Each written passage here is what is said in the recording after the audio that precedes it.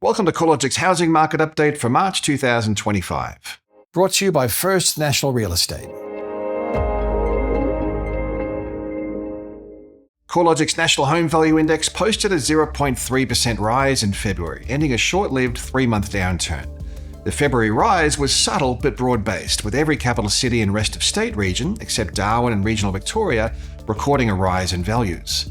The largest month-on-month change across the capitals was recorded in Melbourne and Hobart, both up 0.4%. These were also the markets where home values have previously been amongst the weakest. For Melbourne, the lift breaks a streak of 10 consecutive months of falling values. Conversely, the mid-sized capitals of Brisbane, Perth and Adelaide have lost their mantle as the strongest growth markets. With a monthly change of 0.2% to 0.3%, the mid-sized capitals were outpaced by Melbourne and Hobart this month. Adelaide and Brisbane are still leading the quarterly growth trend, up 1.2% and 0.9% respectively, but Perth's value growth has slowed more sharply, with a quarterly change of just 0.3%.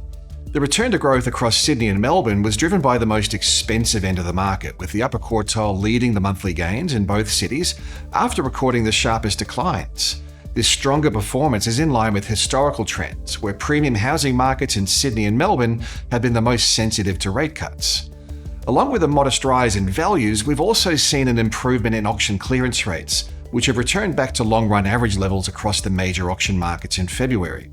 Regional housing conditions continue to show a stronger growth trend relative to the capital city counterparts in February, with values across the combined regionals index rising 0.4% over the month and 1% over the rolling quarter, compared with a 0.3% monthly rise and a 0.4% quarterly fall seen across the capital cities. However, there has been some diversity in these trends, with the monthly change favouring Sydney, Melbourne and Hobart over their regional counterparts. Improved housing conditions may also be supported by a slowdown in the flow of freshly advertised for sale listings. Counts of new listings coming to market across the combined capitals were tracking 3.9% lower than a year ago over the 4 weeks to March 2nd and 2.8% below the previous 5-year average. Total listings are up 2.6% on a year ago, but holding around 7% below the previous 5-year average. On rental market trends, national rents rose by 0.6% in February, the strongest monthly gain since May last year, but well below the 0.9% rise recorded a year ago or the 1.2% gain seen in February of 2021 at the height of the rental boom. The pickup in rental growth through the first quarter is likely to be driven by seasonal factors, with the broader trend pointing towards a slowdown in rental growth as households become larger and net overseas migration normalizes. We can see the slowdown in rental growth more clearly in the annual trend, where rents rose by 4.1% over the past 12 months. That's the slowest annual gain since March of 2021. Despite the slowdown, the annual change in rents is tracking about double the pre-pandemic decade average of 2%. The 0.3% rise in Adelaide dwelling values was the 23rd straight month of growth, but it was also one of the smallest in the growth cycle to date. A reminder that momentum is leaving the upswing as affordability challenges become more pressing and population growth winds down. The trend has been favouring more affordable housing markets, including the unit sector, where growth conditions haven't slowed quite as much. The upper quartile of Adelaide home values saw values rise by just 0.2% in February, compared with a 0.6% increase in values across the lower quartile of the market. Although housing markets look to have moved past the recent downturn, the trends from city to city and region to region remain diverse.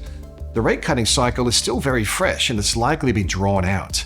Lower mortgage rates are clearly a net positive for housing markets, supporting a rise in borrowing capacity and serviceability assessments, but interest rate settings are likely to remain in restrictive territory for some time yet. Financial markets are expecting the cash rate to be around 3.55% by the end of the year, implying only 2 more 25 basis point rate cuts are priced in. Most economists suggest there could be up to 3 more cuts of 0.25% each this year. Even under this more bullish assessment, a 75 basis point cut would take the cash rate to 3.35%. That's still well above the pre-pandemic decade average of 2.55% and higher than the RBA's estimated neutral cash rate, which was revised lower in the latest statement of monetary policy. Until home loan serviceability improves more substantially, it's hard to see housing markets moving into a material growth trend. Markets where housing values have experienced a more significant downturn could be primed for a stronger value growth performance, given their renewed affordability advantage.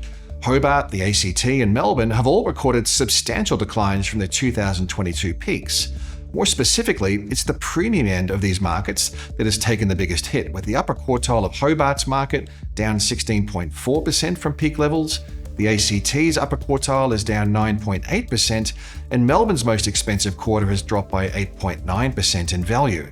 Through previous rate-cutting cycles, it's been the premium markets of Sydney and Melbourne that have responded the earliest and most positively to rate cuts.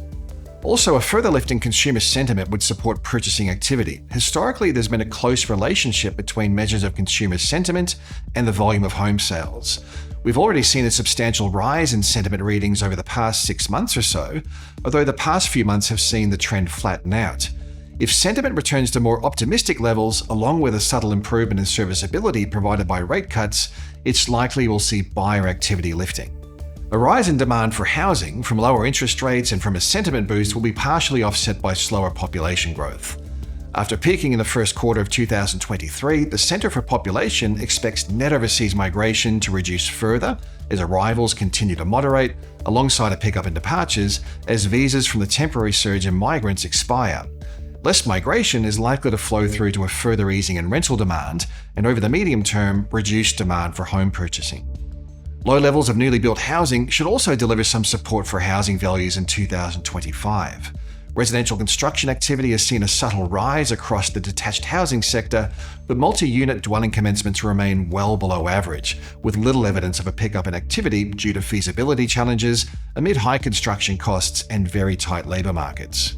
With this positive inflection in housing values quite fresh, it will be important to monitor the trends to see if this momentum can be sustained.